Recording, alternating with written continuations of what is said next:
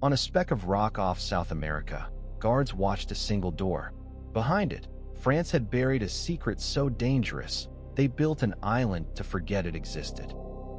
8,000 kilometers away, in Paris, a cleaner reached into a wastebasket and pulled out a handful of torn paper. Those scraps would almost kill a republic. The memo, later called the bordereau, listed French artillery secrets offered to Germany. Investigators decided it had to be an officer. They decided even faster who they wanted that officer to be. The handwriting only vaguely fit. The evidence was thin, but prejudice did the rest. Within weeks, a man with the wrong name and the wrong origins became the perfect traitor. On January 5, 1895, in Paris, Captain Alfred Dreyfus was stripped of his rank as thousands screamed, "Death to the Jew." Months later, he was gone, erased to a place called Devil's Island. This is the story of how a remote prison, a forged document, and a smear campaign nearly broke France and rewired modern justice. Half a century earlier, France had already invented hell. It just happened to be tropical. In 1852, the first transport ships unloaded convicts onto the sweltering coast of French Guiana. The plan answered two fears at once: overcrowded prisons at home and the new obsession with dangerous classes in Paris. The solution was to dump them off the map. Off Kourou sat three specks of land: the Isles du Salut, the Salvation Islands. One of them, I'll do Diable, Devil's Island, would become shorthand for living death. By 1854, a new law made transportation overseas a central punishment. Officials boasted it would cleanse France. Critics would later call it the dry guillotine, a death sentence that took years. Disease, malnutrition, sadistic discipline. Some transports saw more than half the men die. Escaping meant sharks, unforgiving currents, and a jungle that killed almost as efficiently as the guards. Alfred Dreyfus had every reason to believe that was not his world. Born in 1859 in Mulhouse, Alsace, into a prosperous Jewish textile family, his life was supposed to follow a different path. After Germany annexed Alsace in 1871, the Dreyfus family had a choice: become German or leave. They chose to stay French, uprooting themselves to Paris rather than surrender their nationality. Alfred was brilliant but stiff, more comfortable with equations than small talk. He entered the École Polytechnique, then the artillery, technical branches where merit, in theory, mattered more than birth.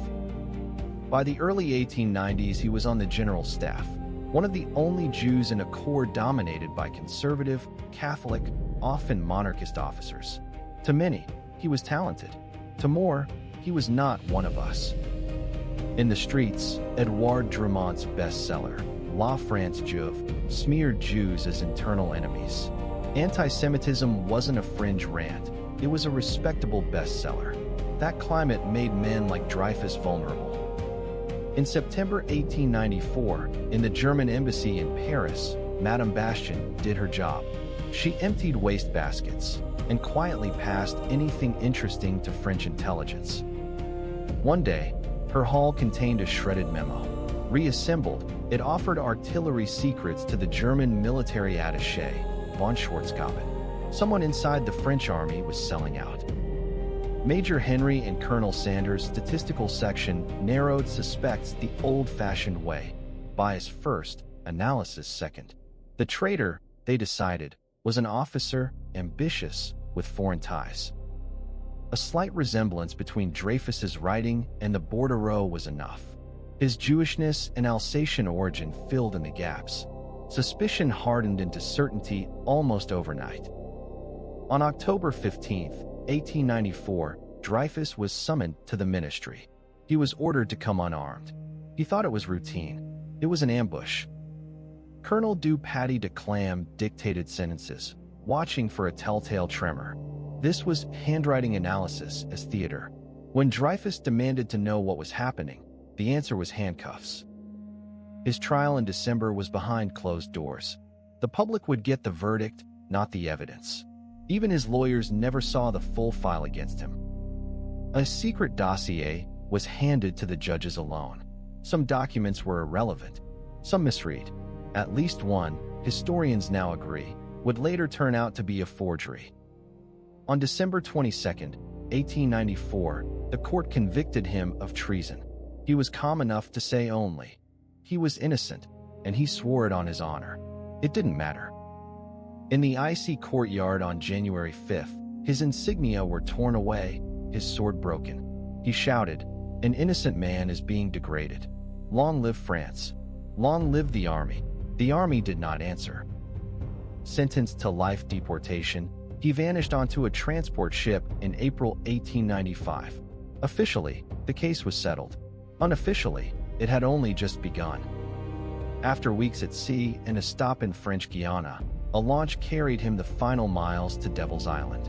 Even among the dry guillotines of Guiana, this rock was special. His world shrank to a 4x4-meter cell. Stone walls, an iron bed, a yard barely big enough to pace. At first, guards spoke to him, cautiously human. Then the Paris press invented a new scandal, rumored plots to rescue the traitor. In response, the ministry tightened the screws. A wooden palisade went up, cutting off his view of the sea. From 1896, at night, he was chained to his bed for months. Guards were ordered not to speak to him. Devil's Island wasn't just a prison. It was designed to erase conversation, memory, even rumor. He clung to routine like a lifeline, counting paces, logging temperatures, writing meticulous letters to his wife Lucy that censors would cut, delay, sometimes never send. "My life is nothing but a long, terrible nightmare," he wrote. But he refused to surrender to madness. Somewhere, he believed, truth could still reach this island. Back in Paris in 1896, a new man took over the statistical section, Lieutenant Colonel Georges Piquecourt. He was no radical. He hadn't doubted Dreyfus's guilt until a new scrap of paper crossed his desk. A draft telegram. The Petit Bleu linked the German attaché not to Dreyfus, but to Major Ferdinand Walsin Esterhazy, a cash-strapped, shady infantry officer with a taste for intrigue. Esterhazy's handwriting, Piquecourt realized, matched the original bordereau far better than Dreyfus's ever had. The more he compared, the more a horrifying thought crystallized. They had the wrong man. When Piquecourt reported his findings in 1896 and 1897, he expected gratitude. Instead, he met fury. To his superiors, the danger wasn't a traitor at large. It was the possibility the army had been wrong. They shipped him off to Tunisia, then later jailed him.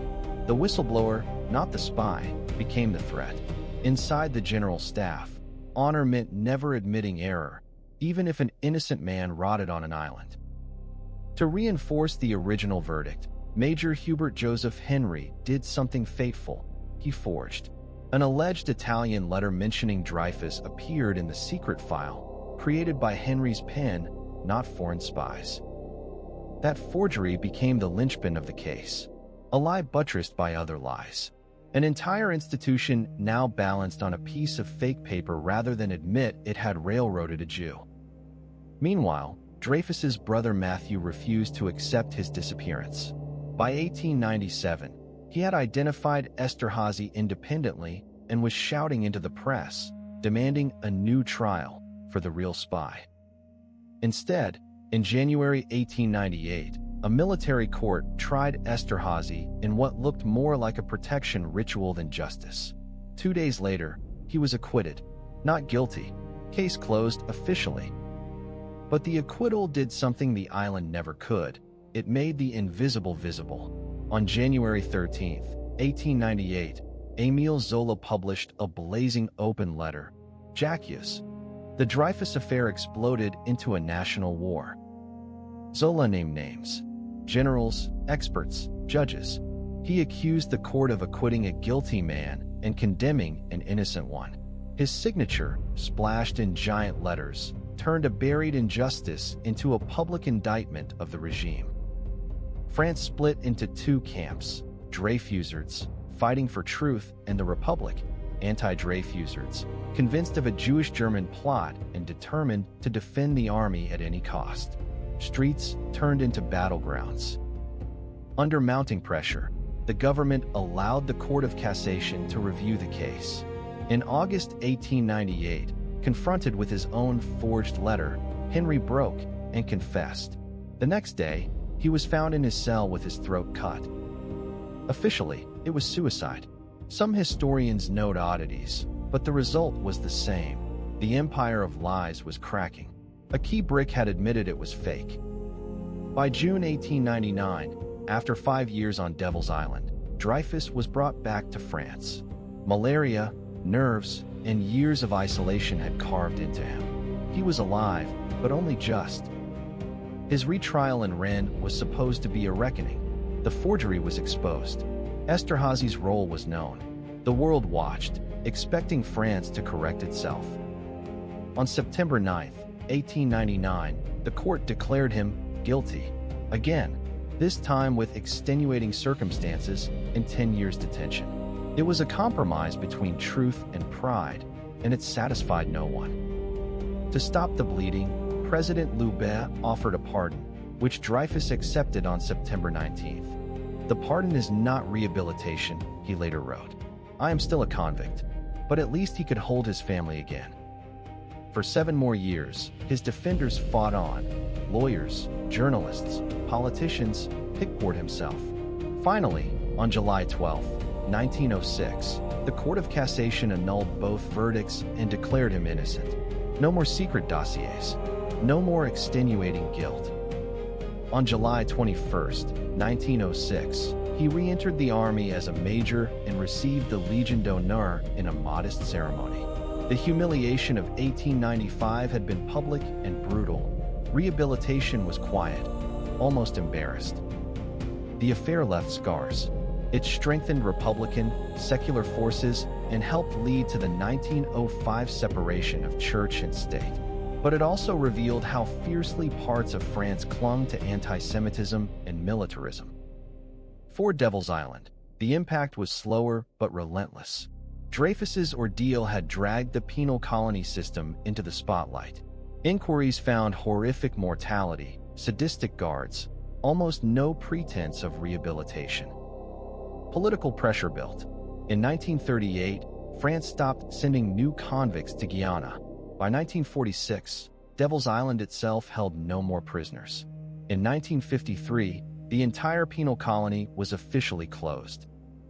Today, rockets rise near those same shores from the Kourou Space Center. Within sight of where France once buried its unwanted, satellites now arc into the sky carrying our data, our maps, our signals. The ghosts haven't left. Devil's Island survives as a metaphor for wrongful imprisonment. The Dreyfus Affair remains a warning, how one bad document, one biased court, can weaponize the very institutions meant to guard justice. Today, debates rage over secret evidence, media trials, institutional cover-ups. They all echo a simple, terrible equation France learned on Devil's Island. A prison can be an island, but an island can also imprison the truth. Because in the end, it wasn't just Alfred Dreyfus who was sentenced. For 12 years, France itself was marooned. On an island it had built for others, staring at a forged letter, wondering what it was willing to sacrifice to avoid saying, "We were wrong."